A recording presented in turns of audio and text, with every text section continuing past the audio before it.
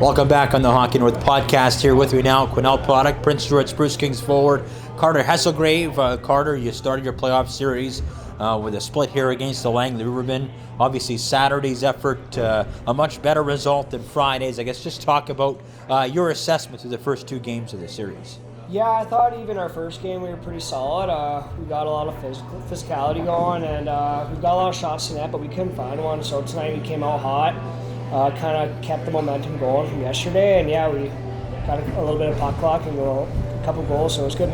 One thing that I saw is that, the speed, you went wide on the speed, cut towards the middle, and kind of used the Rivermen's defenseman as screen to kind of take away the eyes of Young, and it seemed to work out for you a lot better tonight. Was that kind of part of those in-game adjustments? Yeah, we looked at some video and we thought we got to go get in that guy's eyes a bit more. We thought more traffic, so he couldn't see anything. And then yeah, it worked. First two goals were perfect. Your line sets the tone, cracks the crease. Arneson gets the lucky bounce in front to make it 1-0. Just take us through that play as your line comes up big. Yeah, so our D got a puck through, and yeah, there's a battle in front of the net, and Mace does a good job tying up a stick, and yeah, puck pops out back out to the point, another shot on net, and Riff gets loose out of the pile, and yeah, tucks it in.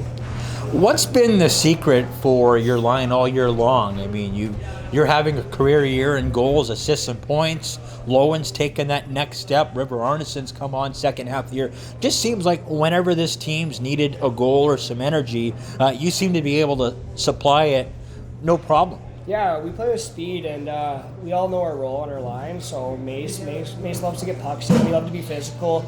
Riv's got that skill to our line, and he likes holding on to the puck. So we get open for him, and we make do with that. What seems to be the secret for you? I mean, 23 goals, 22 helpers, 40 plus points on the year. What seemed to have clicked here in your final season? Honestly, it's the boys. We got a good group this year, and with team success comes individual success. So yeah, it's been a good year for our team, and it's helped me a lot. And obviously going in the net and banging some greasy ones in help. And speaking of that individual success, you just got committed to Lakehead University for next year down in Ontario there. I guess just talk about the commitment to go to youth sports and how that came about for you. Yeah, so I was kind of sitting on it for a little bit. I had a couple options, and I wanted to make a decision before playoffs, and I was happy to announce I was going to Lakehead. And yeah, they've been great. We've been chatting for a couple weeks now, and they offered me a great scholarship, and I'm looking forward to continuing my athletic career. I guess just talk about, obviously, this team. You still got to take care of business in the playoffs, but what seems to clicked so well with this group all season long? It seems like, you had some adversity, not a ton. You lost Kaz at the USHL early on in the season, but just seemed like you didn't skip a beat. You added some bodies, or able to keep up the scoring. What seems to have been the formula this year? I think we all know our identity, and we got that depth up front and on the back end, and obviously our two goalies are very strong. So I think we all kind of grabbed a role this year, and line after line we build momentum and we continue to build. All right, well, Carter, thank you very much for doing this. Congrats on the scholarship, and of course, good luck the rest of the playoffs here as you try and go on a deep run here with the Spruce Kings. Thank you, I appreciate it. Thank you. Right, with Prince George Spruce Kings goaltender, local product Ryder Green. Ryder, you're right in the midst of a first-round series. Langley Rivermen, you split the first two games. Obviously, not how you wanted to start the series, but a better response tonight.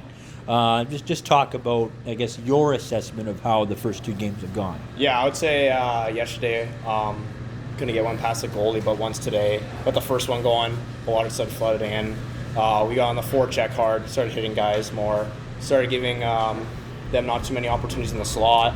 At the end there, we started giving them a little bit too many shots, but other than that, I thought we played well. What challenges did they present? What challenges did they present as an opponent that kind of make you have to earn it? Obviously, they checked you into the ice last night. They pushed back a little bit in the third. What did they do to kind of keep themselves in it? Yeah, I would say just they're always pressing, they're always coming. They're coming in waves. If we just slow them down, take it one shift at a time, we'll stop the momentum. Let's talk about, obviously, your personal success this year. You really took a step up this year, taking over, the number one job various times this year. What seemed to click for you this year from year one to year two? For me, I would just say my mindset overall. First year, I was learning a lot of the ranks, a lot of the teams, a lot of just everything. But this year, I really took a step forward with my mindset, and I think that's why I'm so successful. Just seems like you were playing a lot more free out there, more sure of yourself, kind of that mental confidence. And of course, you brought back your old Caribou gear for a good chunk of the first half of the year. It just seemed like you were really comfortable out there. Yeah, I was comfortable. Just talk about yourself in the season, second year. Obviously, you still have 2 years of eligibility left in terms of playing, but where do you kind of see yourself in terms of your trajectory? You took a step up. You obviously had a taste of being a starter this year in the BCHL.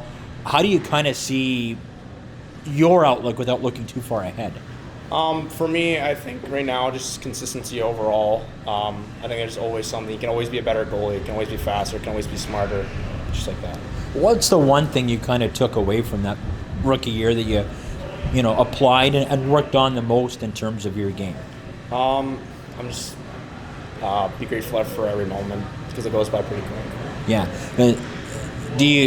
How much would you say that goaltending is mental? I mean, obviously you have to be in the right positions, whether it's going post to post or being square to the shooter, but just talk about how key that mental piece is for a goaltender. Yeah, I think mental is probably like 75% of the game. Obviously you got to know the plays and all that, and it's a lot of technical skill, but at the end of the day, it's kind of like you in your zone there, so if you make a mistake, it's kind of on you, but at the same time, the team's got your back. You're a Prince George kid. You grew up here, watching the Cougars, watching the Spruce Kings. You remember the Spruce Kings now for 2 seasons. You're a Caribou Cougar for a handful of years as well. What does it mean to you to kind of put that Spruce Kings jersey on, play in your hometown, play in a building that you grew up either watching in or playing into your minor hockey days? What does this all mean to you? Yeah, it's pretty special. I get to see my family every weekend. They come to every game. My grandparents as well. I get to sleep in my own bed, see my parents every day, and I'm pretty grateful for them. You go on the road to Langley, games 3 and 4. You guarantee game 5, so Langley's got to come up a second time to your rink. Is there maybe a mental edge in terms of the travel, being used to these 8+ hour road trips, and it could be some of that mental and physical fatigue where maybe you might have an edge on Langley where they're not used to coming up that consistently? Yeah, I'd say for us, I mean, me, Hess, and Lowen have all been doing this for a long time, so I'd say us two are pretty used to it, but the whole team's probably used to it now, and I would say we have the advantage for that. Just talk about what it means to share the experience with Hess and Lowen. Of course, Hesselgrave just getting a scholarship. He's having a career year in goals, assists, and points. Lowen's taking a huge step up. Just talk about seeing those two guys take more of that leadership role and that step up on the ice and getting a lot more rewarded offensively. And yeah, that's why they got the letters, right? They're always working. I mean, they are like, I don't know, they just deserve it. Like every day they go to work. Yeah. All right. Well, thank you very much for taking the time with us, Ryder. Good luck in the playoffs, and congratulations on a job well done this season. Thank you. Thank you. There we go.